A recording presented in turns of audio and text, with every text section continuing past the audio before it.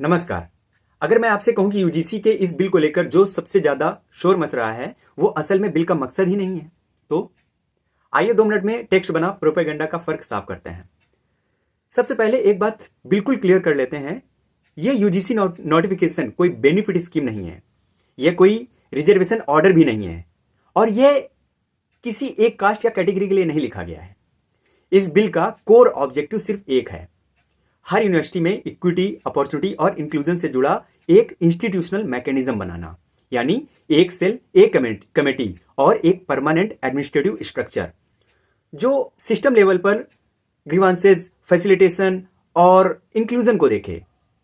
और यहां एक बहुत जरूरी बात समझिए, इस सेल या कम्युनिटी की कंपोजिशन को लेकर कहीं भी यह नहीं लिखा है कि इसमें सिर्फ SC ST या OBC के लोग होंगे, ना मेंबर्स के बारे में, ना स्ट्रक्चर के बारे में और ना अथॉरिटी के बारे में। यानी यह मैकेनिज्म किसी एक कम्युनिटी के लोगों से भरा हुआ ऑफिस नहीं, बल्कि पूरे इंस्टीट्यूशन के लिए बना हुआ गवर्नेंस फ्रेमवर्क है।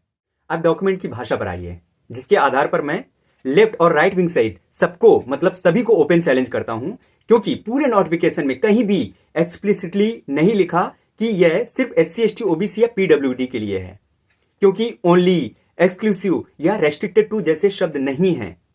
यह डेलिब्रेट लीगल ड्राफ्टिंग टेक्निक है, जहां लैंग्वेज को ब्रॉड रखा जाता है ताकि थ्योरेटिकली हर कैटेगरी इसमें आ सके। तो फिर इतना हल्ला क्यों?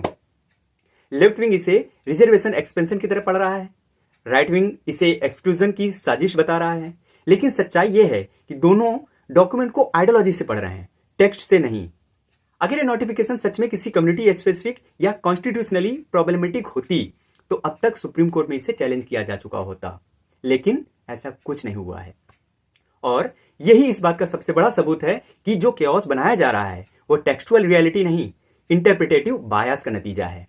हकीकत यह है, यह एक इंस्टीट्यूशन वाइड इक्विटी फ्रेमवर्क है। यह एक सिस्टम बनाता है, बेनिफिशियरी तय नहीं करता। यह इंक्लूजन की बात करता है, एक्सक्लूजन की नहीं। तो अगली बार जब कोई बोले यह बिल सिर्फ फला कम्युनिटी के लिए है, तो बस एक सवाल पूछिए, कृपया दिखाइए कहां लिखा है। क्योंकि पॉलिसी को समझने के लिए आइडियोलॉजी नहीं, टेक्स्ट पढ़ा जाता है। And it was the achievement for me कि मैंने इसे इतना डीपली समझा। इसके पीछे मेरे कई दोस्तों का हाथ है, जिनकी वजह से इस नोटिफिकेशन को मैंने कई बार पढ़ा और फाइनली इस कंक्लूजन पर पहुंच पाया। इसलिए मेरे सभी साथियों सहित आप सभी का आभार।